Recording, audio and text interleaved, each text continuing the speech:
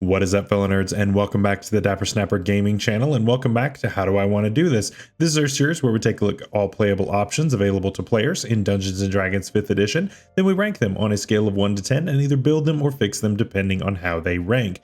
Now today we're going to be bringing you the final video looking at the Astral Self Monk, and I am very excited to be bringing this video for you. I really like this subclass, and I have a really fun way to look at this build in today's video. So before we jump into it, make sure to leave a like on the video and subscribe if you haven't already. As you can see, most people who watch the channel are not subscribed, so please don't be one of those people. Help us to reach our goal of 5,000 by the end of this year. I really think we can do it, but I need your help to do so, especially since we have been losing a lot of viewers ever since this OGL thing started. And so please share this video with your friends and make sure to click the bell so that you're notified when videos are uploaded so that you don't miss any future videos. So the Way of the Astral Self Monk is a really interesting take on the monk. Of course, it's only our first subclass that we are actually talking about in this series. We have a lot to come, but it actually starts us off on a pretty good foot. With this, we get to focus on our wisdom modifier rather than always being focused on dexterity. With this, we get to deal force damage, and so it's going to be very rarely resisted, which is nice. It's going to obviously be magical because of just the monk kit in general. We get a lot of really cool stuff actually with this kit, and it's really interesting.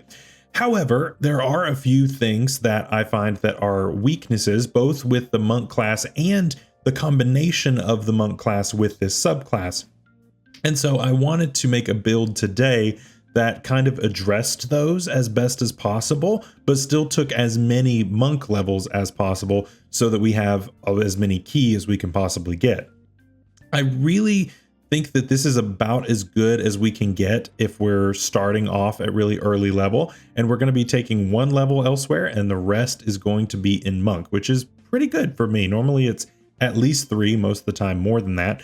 And so yeah, we get to actually really focus down on the monk today because it's just going to be better for everything. One thing I want to tell you about though before we jump into the build today is that in the description below I have left a link to a document. Now I'm going to be trying to put documents up like this on all of my videos eventually, and going back through my catalog of videos and making these for previous builds as well. So I want to check about what you all think about this. I want you to let me know in the comments section what you like about this document, what you don't like about this document, if there's anything on there that you think is unnecessary, if you think there's something that's missing from there, if you just don't like the formatting at all.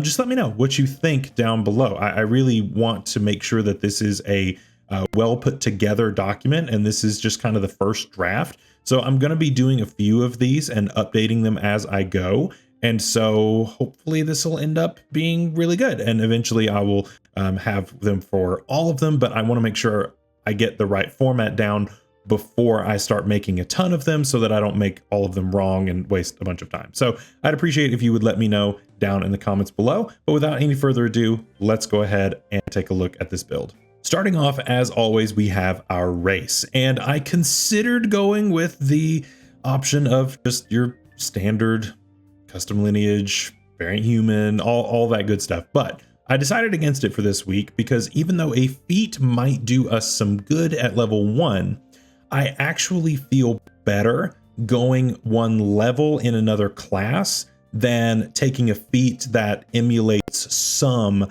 of what it is that we would get from taking this class. I think we get a lot more bang for our buck by taking a level rather than taking a feat. And so this frees up our racial slot. So now we can be anything we want to be, which is really good. For me, I think that the Earth Genasi actually ends up being our best option here. And it gives us a number of really cool benefits. Number one, of course, we get dark vision, and a lot of races get that. But if you don't have dark vision on your character, you're going to be upset. So, I mean, don't count this out. This is important to have on a character. However, of course, I'm looking more so at the other 2 features that we get from this. And the first one, of course, is going to be our Merge with Stone feature. And Merge with Stone gives us 2 key spells. Number one, we get Blade Ward. But normally, when I talk about Blade Ward, I talk about it being a bad spell because it's not worth your action. Well, wouldn't you know, they buffed it in this when we're looking at the Monsters of the Multiverse version of this race. And so we are going to be able to cast this as a bonus action, proficiency bonus times per day, which is actually pretty cool. I really like this feature, and it gives us another really cool defensive option that actually can help us save some ki going forward. If we don't want to necessarily take the dodge action as our bonus action on this, then we don't have to. We can take a different defensive option and save our ki for Flurry of Blows, for getting our Astral Arms out, for any of our other features that we're going to get as we go down the road. So I think that we get a lot more bang for our buck with this. And we also get Pass Without Trace, which is just an amazing spell in general. And it's just a really nice support spell for our party. And of course, we get to cast that also. And I really, really like that. The other big thing that we get is Earthwalk. And Earthwalk sounds like something that's kind of situational, and usually it is. However, we are going to be making a decent amount of use of this, and I really like how we can combine this with our bit of multi-classing. You see, this allows us to ignore any kind of difficult terrain as long as it's on the ground. And so we're going to be able to cast a couple spells, and one of those spells happens to make difficult terrain. This allows us to ignore that. And if a creature that is our enemy is stuck in this, that means we can run in, attack, and run back out and not have to worry about suffering a movement penalty. So this is really, really nice in combination with everything. And of course, we will talk about what that is in just a second. As for our stats, of course, we're using our modified standard array as always. If your table uses point buy, uses regular standard array, uses rolled stats, anything like that, of course, your stats will look different than mine, and that's totally okay. You can just adjust these accordingly and just go ahead and focus on whatever my highest stat is and just kind of go down the line from there. The bottom three stats usually don't matter unless it's a kind of a mad build. In this case, it's actually not terribly mad, at least for a monk, so it's not going to be terribly difficult to follow. We're going to put our highest score into our wisdom here rather than our dexterity, which is strange for a monk most of the time, but because we can actually attack with wisdom with our astral arms, it makes a lot of sense to actually focus on that instead, because it also helps us to boost our ki save faster, which just means that our stunning strikes are going to be more effective when we get that at Monk 5. So that all is working together really well. Second stat, of course, is going to be dexterity. So that's going to help us out for now. It's going to help us out with our armor class, should we choose to use unarmored defense, which we are. And it also is going to help us out with our initiative, with our stealth checks that are boosted by that Pass Without Trace once we hit 5th level, and several other things. Dexterity is basically the best stat in the game, and so we really want to have a decent dex, and this allows us to do that. And keep in mind, this also will be our unarmed strikes anytime that we don't have our astral arms out, so we don't want this to be bad. So just keep that in mind. And on top of all of that, we have to multi-class into this because we're starting with a different level. So we have to have at least 13 to start. So for all of those reasons, I would take my second best stat here in this dexterity. And then after that, I would take Constitution because we need some decent hit points. We're going to need an okay amount of support there for our concentration, because our spell that we're casting actually does require concentration. So we don't want to necessarily be dropping that every 2 seconds because we're going to have very few spell slots. And so that would kind of feel like a waste. So for all those reasons, that's on my top 3. Besides that, it really doesn't matter. I'm going to put my 12 into charisma just because it goes with the feature that we get with the visage at Monk 6.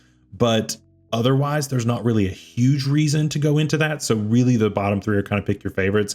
I would dump intelligence every single time just because intelligence is not going to come up very often where you're having to make intelligence checks or saving throws. So I would probably just dump that and move on. So that's it for the stats. As far as equipment goes, we really don't need much, which makes sense for a monk, right? We're going to take a quarterstaff, which I know what you're thinking. Wait a minute, your whole thing about this subclass is taking unarmed strikes, and that's true, but it also presents us with a bit of an issue, which we will talk about when I explain our multi-classing, and we'll get to that in a second. But go ahead and grab a quarterstaff, and if you want to wear leather armor and carry a shield at level 1, you can.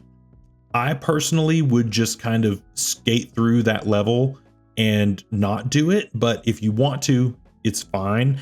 You'll be able to with your first level.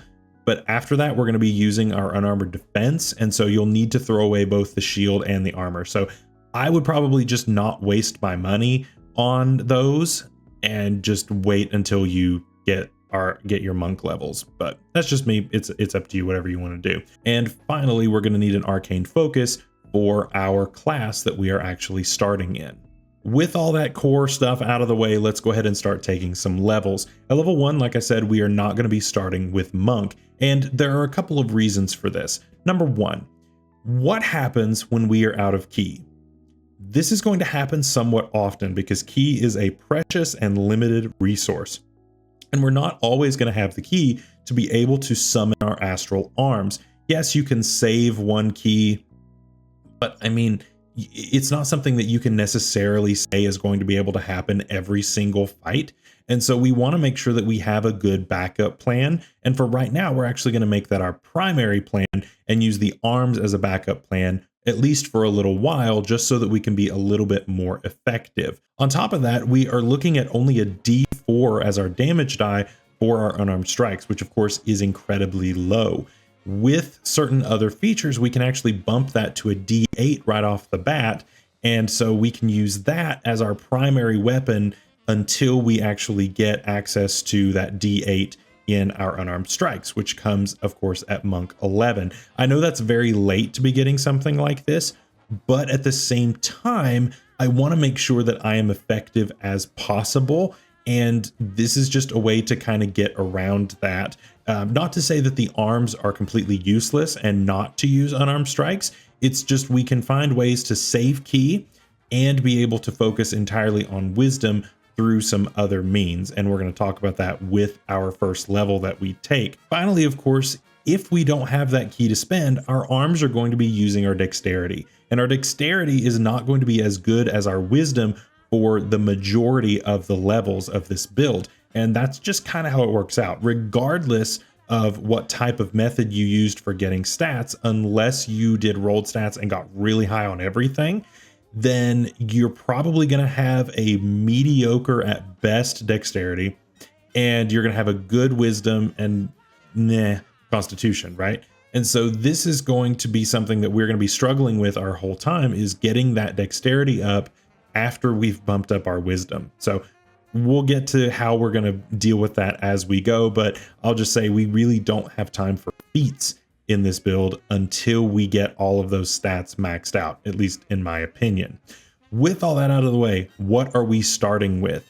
Well, originally this build started with fighter, and we will talk about that in the honorable mentions at the end. However, I felt that it would be a lot more favorable for me and a lot easier for me to focus on wisdom if I started with a different class entirely. And so for this build, we're going to be starting with Druid. Now, Druid is a really effective class. Of course, I talked about it in this video up in the iCard above, and it has a lot of really good stuff going for it. Now, typically Druids are not thought of as a great one-level dip, but actually in this case, it really is. It gives us a lot of really cool benefits. It gives us some spells. It gives us a couple features that we may be able to deal with here. And it gives us kind of a hidden feature as well that you don't really hear anybody talk about, at least normally. But in our case, it's actually pretty cool that we get it. I'll go ahead and start with that. And it's the fact that we are switching our saving throw proficiencies on this build. So for this, of course, we're not going to be getting our dexterity or our primary good saving throw. We are getting wisdom. Why is that significant? Well, for this build, we are going to get evasion eventually on this at Monk 7. At Monk 7, of course, we will not be able to take any more than half damage on anything that requires a dex save anyway.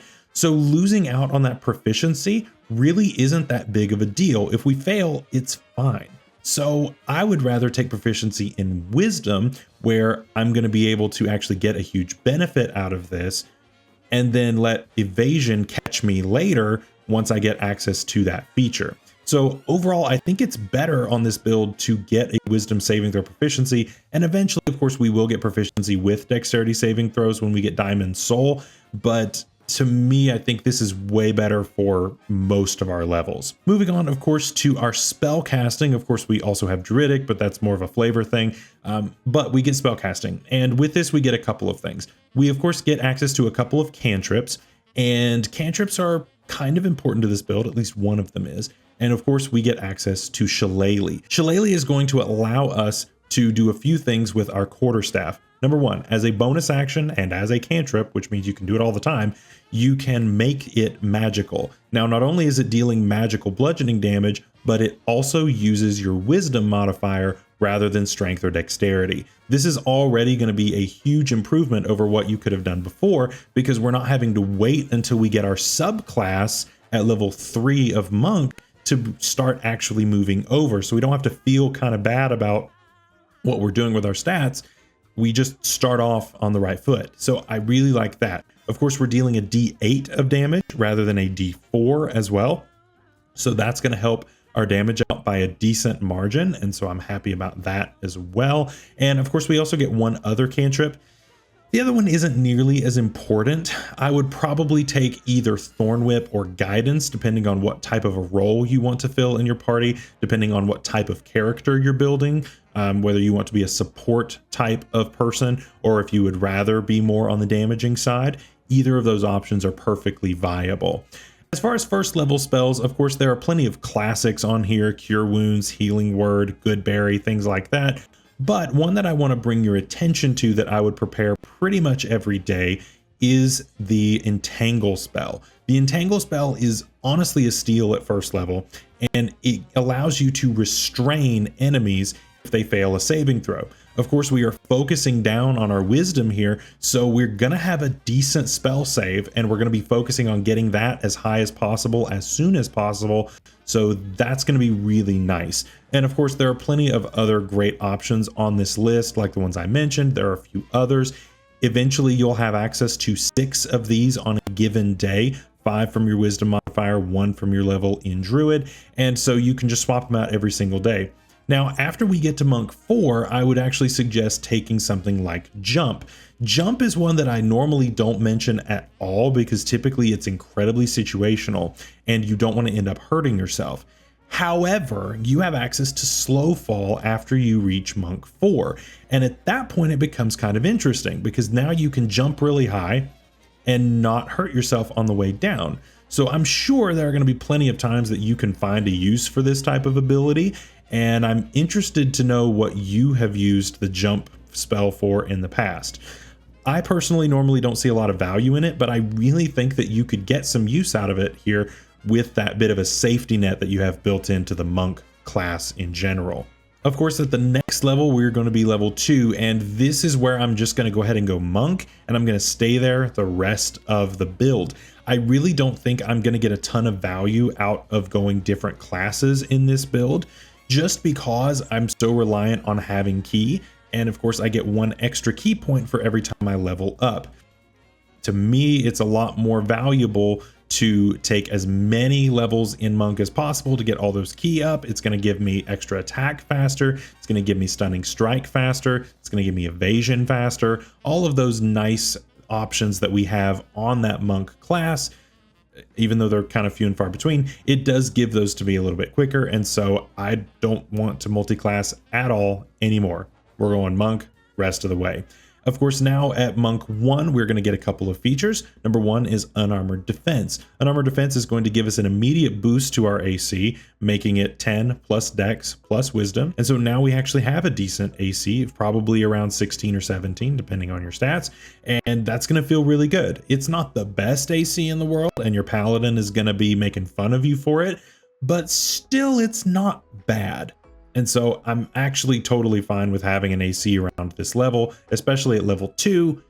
It's going to be just fine getting away with something like this. We also get Martial Arts, which is going to give us a bonus action unarmed strike on top of our regular attack that we're already making with our magical Shillelagh quarterstaff, which is really cool.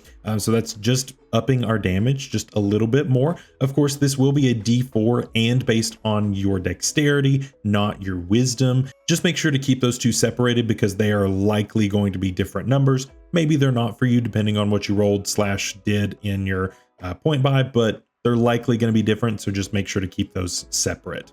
At level 3, we will of course be a monk 2, and this is going to give us access to key, and this is really important. Obviously, we're going to have 1 key per monk level, and we can spend those on, for right now, 3 different options. Of course, if you do not know much about the monk class in general, I will of course put the video up in the icon above that I did for the monk class. It goes into a lot more detail on the class itself, so that is a lot more specific for things like this. And of course, also at this level, we're going to get access to unarmored movement, which is going to bump our movement speed up to 40 at this point. And of course, that will eventually make it to 60 by the time we get to late level, which is really, really nice, actually. Being able to zip around the battlefield, possibly spreading around some stunning strikes as we go, not a terrible way to do things. So that actually could be rather fun. At level 4, we're of course going to be a monk 3, and this is going to give us access to our subclass, so we now can summon the arms of the astral self. Those arms, of course, do cost a key point, so just keep that in mind. Of course, key run out quickly. You have 3 per rest at this point, which isn't much. So if you don't have any, it's fine. You have your quarterstaff there to deal extra damage, to still use your wisdom, but of course your unarmed strikes will not be dealing wisdom damage. They will not be dealing force damage. They will just be dexterity based unarmed strikes that deal regular bludgeoning damage. But that's fine. It's one of those things where I just want to make sure that we are as effective as possible at low level as we possibly can. I will say that if you started this build at much later level, then it's probably best to just skip the druid level entirely. But honestly, the combination of having the entangle spell plus our ability to get in and get out without having to worry about the difficult terrain is just such a nice combo that it's got to at least be considered, right? It's just a really, really fun option to be able to lock down opponents, go in, whack them with a stick, and then get out and not really suffer hardly any consequences, which is pretty nice. At level 5, we're going to be, of course, a monk 4, and we get our first ASI or feat. We're only a level 8, so that's not too bad. I don't think that there's anything better that I can do than bumping my wisdom modifier here. I would go +2 into wisdom here just to make sure that I'm getting that maxed out as quickly as possible. Of course, with my stat array, I'm now maxed out. If yours isn't, that's fine. Just get it as high as possible at this level. At level 6, we're going to be a monk 5, and this is going to give us access to extra attack and stunning strike. And this is actually even a bigger level than that, which we'll get to in a second. So we get access, of course, to extra attack. So now we bonk twice rather than once on our action, which feels really good. This, of course, can be done with your unarmed strikes, but those are only going to be D6s as of this level. So that did just improve. So you're probably still better off using the stick, at least for now, for your main action. And then if you can get your Astral Arms out, then that will be really great to Flurry of Blows with on your bonus action. However, it's probably even better to be considering going for Stunning Strikes. Stunning Strike, of course, is one of the best features in the Monk kit, and honestly, I don't know that anybody would play Monks if they didn't have this feature. Stunning Strike, of course, allows you to possibly stun an enemy if they fail a Constitution saving throw. Now, obviously, con saves are normally pretty good on monsters, but we are going to be getting that key save really high as quickly as we can.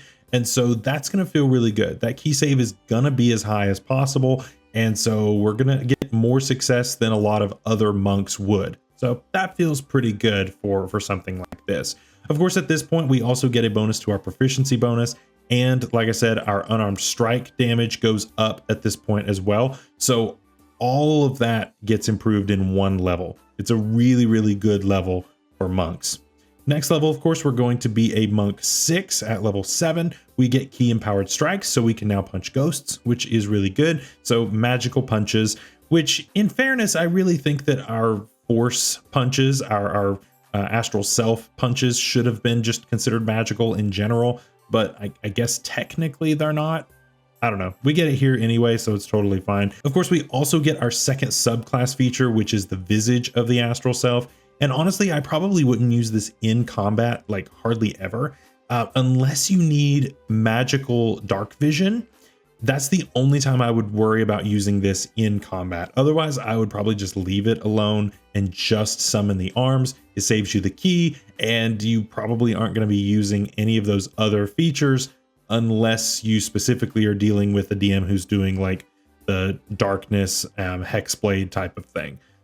Otherwise, you're probably not going to really need it. A level 8 will be a monk 7, and we now get evasion. So now we get a huge buff to our dexterity saving throws, where we now can no longer take any more than half damage. And if we happen to actually succeed, which our bonus isn't awful, I guess, but if we happen to succeed on that saving throw, then we actually go ahead and just take no damage at all. So this is on breath weapons, this is on traps, this is on pretty much anything that's a dex save. So that's really, really good. Of course, with this, we also get stillness of mind, which is not that great of a feature. It costs too much to do it. Yes, it's nice to be able to end this, but honestly, it should be a free action. It should not be an action to do this, because an action is just way too much. And there are certain types of frighten and charm effects that would cause you to waste your action anyway, or not even give you one.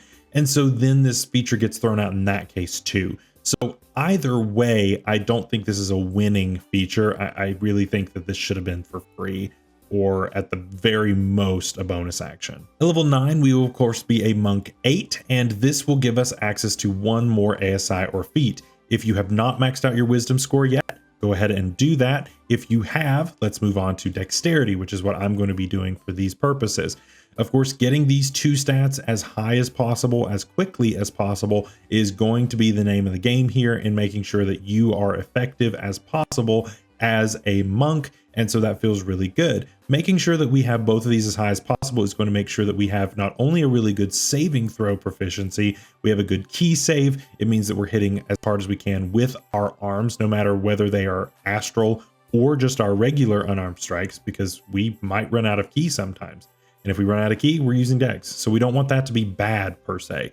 So it's going to be a good thing to boost both of them up before we consider doing anything else with our stats. At level 10, we'll be a monk 9, and we get an improvement to our unarmored movement feature, which means that we can run on liquids and up vertical surfaces, which actually is pretty cool. This does give us a really neat movement option that normally a lot of people wouldn't actually have access to unless you have something like spider climb for vertical surfaces, but even then that has nothing to do with water. So this can give you a really cool advantage if you are dealing with something that kind of like pops out of the water, if you're fighting something like that, or just getting over a large body of water. Maybe you can run faster than what people can even row a boat. So that could be pretty cool as well. So I think that's really interesting. Gives you a really nice movement option, especially combined with the jump spell. I think that all of that actually gives you some really, really cool options that pretty much nobody else can do unless they have flight. So that's not too bad. At level 11, we'll be a monk 10, and of course we get purity of body, which is fine. It's really only going to be relevant if you're taking a cloud kill to the face. Otherwise, I don't really see this being used all that much. Maybe that's just me personally, but I just don't think that this feature is nearly as good as it sounds, just because poison damage, depending on your campaign, of course, is normally not the most common thing in the world, unless you're doing something that has it everywhere, which is totally fine. But I'm saying that at the same time, I don't think this is something that is terribly common all the time. So I wouldn't get too excited about this feature. It's just not quite all that it seems.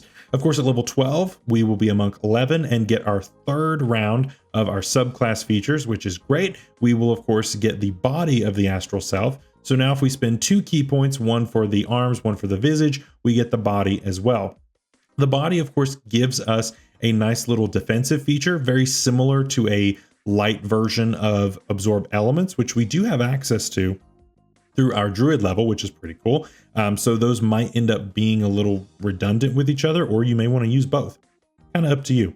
But we also can deal extra damage with our astral arms once per turn, which does feel pretty good. And especially since now at this level is kind of when I would start waning off the quarterstaff. and start moving towards using the arms as your primary option. I would still keep the stick around. I wouldn't get rid of it, but I would start transitioning over to your actual unarmed strikes as your primary method of attack from now on, because at the next level, at level 12, we will be a monk 11, which is going to mean that we get another improvement to our martial arts die up to a D8. So we might as well use the reach, we might as well use the force damage, we might as well use all of that is built in, and we have a decent amount of ki at this point, so hopefully you'll have enough ki to be able to use this feature anytime that you need it.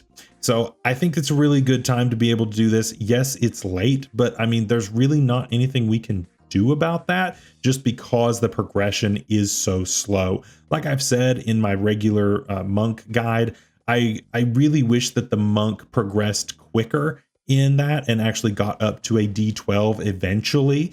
But you know, it is what it is, and I don't make the rules. So there you go. It kind of is what it is. At level 13, we're going to be a monk 12, which is going to give us yet another ASI feat.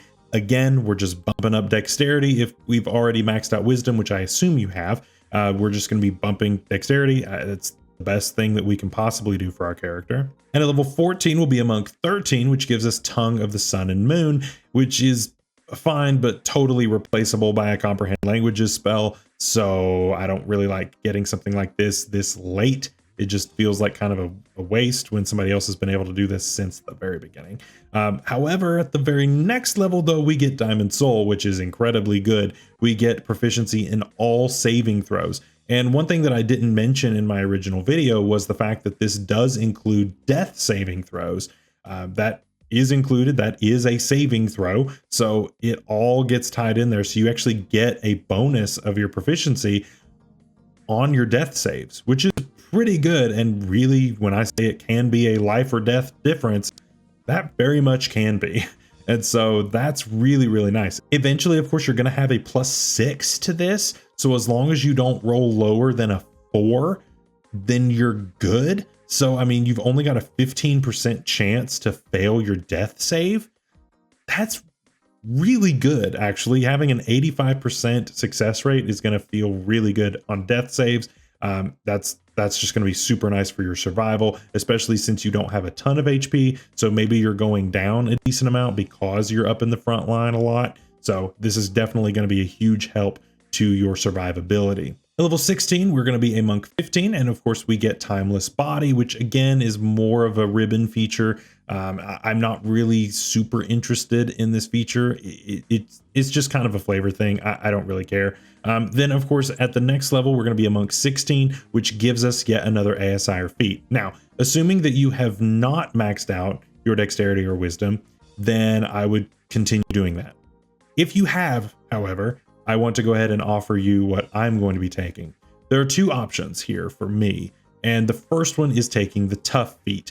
The tough feat, of course, gives us extra health, and health is never a bad thing, especially for us being a frontliner most of the time. Getting 2 extra HP on all of our levels is going to be really good in helping us to beef up a little bit and just take some hits that we normally wouldn't be able to take. However, I do have kind of a middle ground play on this that gives us a couple of things, and that's just bumping our constitution. I know normally I'm kind of the person that wants to take a bunch of feats, but in this case, I think our stats are just as important, and feats just kind of aren't nearly in the spotlight like what they normally would be, just because we are so mad on a build like this. With this, of course, we would be able to not only boost our HP some, but not quite as much as tough would. However, at the same time, we would be boosting our concentration checks and just constitution saving throws in general. Of course, we picked up proficiency when we got Diamond Soul a few levels ago, but we do not have any kind of extra on top of that. Our modifier is not great. And so this would, of course, help with that modifier getting a little bit higher, and helping out just one more on that pile can make the difference whether or not you keep or lose concentration on Entangle, and I would prefer to keep it. So those are both completely valid options if you want to take either of those. Level 18, we will of course be a monk 17, and this gives us our final subclass feature, the Awakened Astral Self, which means that now we can summon every bit of our astral self for 5 key points, which is expensive. However, we get all of the features that we've talked about so far. Plus, we get a +2 to our AC, and we can make an extra attack every time we take the extra attack feature. So now it is 3 attacks per action, which is really nice.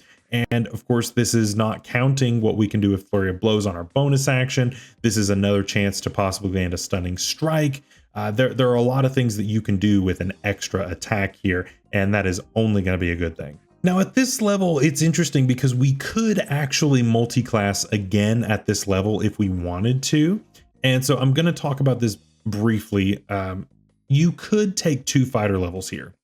If you wanted to have your final level be getting Action Surge, then actually this wouldn't be the worst option in the world. What are you missing out on though? You're missing out on 2 key points and an ASI/feat. That's kind of what you have to weigh out here. I'm personally not going with this option, but it is perfectly valid to take fighter, grab the defense fighting style for a possible 23 AC, assuming you don't have like bracers of defense or something like that, giving you another boost. But that could end up being a decent option. You're now making 6 attacks in 1 turn per rest. And of course, you could then Flurry of Blows on top of that for 8 attacks in a kind of Nova turn, which is pretty cool. And if you've got some neat magic items, which I would hope that you do, but obviously I can't account for those in a build like this, you would then be stacking everything else on top of that with those 8 attacks in a turn, which is really cool. You're going to be making the fighter kind of blush a little bit and make them feel a little bit like, well, wait a minute, why is everybody getting stuff like this? But that's going to be really cool. That's going to give you something a little bit extra that you can do.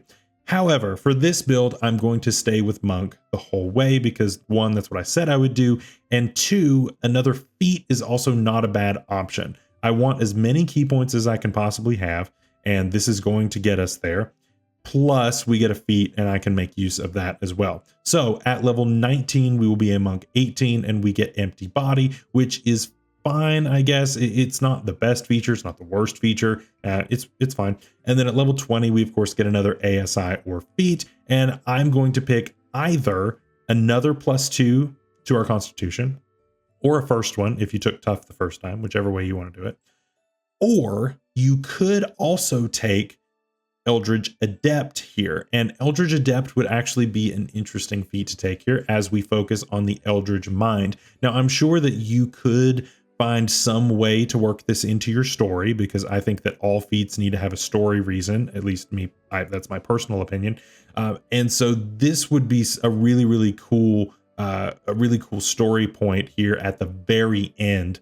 If you're dealing with some like demons or something really evil, maybe you had kind of an influence or you learned something from them and now that's kind of bothering you as you've hit this top level. That could be a really interesting story point to keep pushing your narrative as you go. I think that's fun. So either one of those is fine, but again, that is a focus on our concentration checks overall. So that is our build for today. What do you think about this Astral Self build? It's pretty simple, but I think it is actually pretty effective and it works really nicely. So let's go ahead and talk about our honorable mentions though before we go. And so let's go ahead and start with other races. Of course, I mentioned going with custom lineage or variant human. And with that, I probably would have taken the Magic Initiate feat and picked, of course, Druid so that we could pick up the 2 cantrips. And of course, we would get access to 1 casting of Entangle per day. Again, I really think that picking up that level in Druid in order to not only get 2 castings of Entangle per day, but also getting access to Wisdom saving throw proficiency off the bat is really just going to be better for our survivability in the long run. And so that's why I went with what I did. But that option is completely viable if you wanted to do something like that. Another option that I chose here, and originally this is what this build was, is the Bugbear from Monsters of the Multiverse. The Bugbear, of course, gives you access to Long Limbed, which would have comboed with your Astral Arms to give you a 15-foot reach, which is pretty fantastic. The reason, honestly, that I didn't go with this is because we would have been constantly having to think twice about a few things. And I would have probably wanted to take the Sentinel feat with this. But the problem is that the Sentinel feat doesn't combo with your Astral Arms. And of course, we may or may not mention that in the feat section. But yeah, I just think that that would have been just kind of a gimmick type of thing. And I think the 10 feet is probably going to be fine, especially with how high of a movement speed we're going to have on a character like this. And finally, I wanted to mention the Loxodon. Now, this subclass actually is really good for a grappler type of creature as well. So you can, of course, grapple multiple creatures and then punch them with your Astral Arms, and that way you have arms free, technically. So you can grapple one arm, two arm, and your trunk, and then just punch them like crazy with your floating Astral Arms, which is pretty awesome. So that's another option that you could have gone with for this. As for feats, of course, I mentioned Sentinel already. Sentinel, though, does not work with your Astral Arms, which is unfortunate. It only will work with your actual punches. So that kind of feels bad, but it's okay. It is something that would definitely work on most monks, though. And I will about guarantee you that we will be taking the Sentinel at least once, if not a bunch of times, on one of these builds going down the line. Another one that I would like to mention here is Metamagic Adept. Metamagic Adept, of course, would have allowed us to move our entangles to our bonus action. And this one came very close to being on the actual build, just because this frees up our action to be able to make a couple of attacks. Remember, we would not be able to actually make our flurry of blows on the same turn that we cast Entangle, just because that's not us taking the attack action. So we would have to wait until the next turn in order to deal any kind of damage. So this would have gotten around that. So it's not a bad thing to consider. And as far as this goes, finally, let's talk about other classes. And of course, Fighter was the main one that came to my mind originally with this. And of course, we're going to be looking at the Rune Knight Fighter here, just because we're going to be dealing a little bit of extra damage with those, and we can grow as well. So that also gives us a little bit more reach technically, which would have comboed with our Astral Arms. So we would have not only been big, but we also would have had really big Astral Arms too, which could have been a really cool flavor piece. So that's something to consider. Cleric is also a decent option and one to at least think about. The Nature Cleric could have given us something very similar to what we got with the Druid. However, I do think that the Druid kit is probably a little bit better in this case, just for what we want rather than going with Cleric. But it is an option to at least think about. And finally, Ranger would have been really nice. That would have given us access to something like Hunter's Mark, although it would have been a little bit deeper of an investment to get something like that. So that is all for today's video. Let me know what you thought down below, and let me know what you thought of the printout that is down in the description as well. Until next time, when we talk about the Ascendant Dragon Monk, which I am so excited to be talking about, I hope you guys have a great week. And so stay safe out there, stay healthy. We'll see you later. Bye-bye.